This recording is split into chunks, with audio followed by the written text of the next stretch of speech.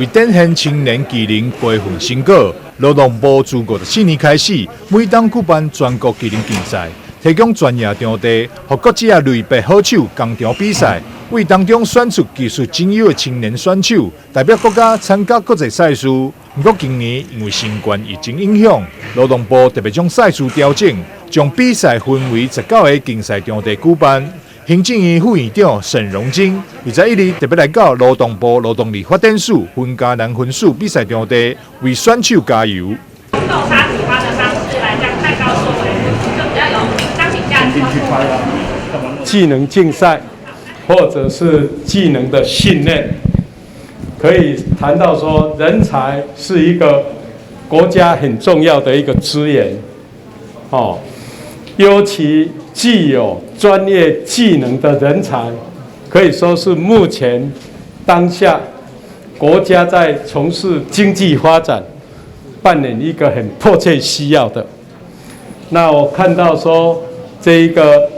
选手竞赛的场地，我就想起台上1分钟，台下10年功。尤其选手们为了比赛，可以说这一段时间花了相当多的时间在做准备。所以在这里，我也希望我们的选手们能够发挥技能达人的精神。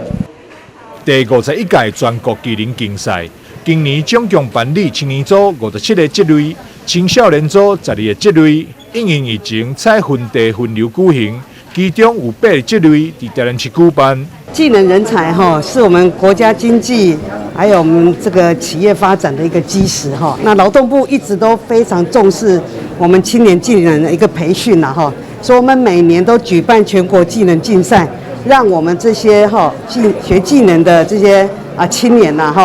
利用这个舞台，然后能够展现自我，让大家看到他们的精湛的技能。受到疫情影响，虽然亲友无法度来到现场为选手加油，但这届竞赛有特别规划赛事导览网站直播，内容精彩趣味，欢迎社会大众在网络顶搜寻第51届全国技能竞赛收看。台南新闻赵硕伟采访报道。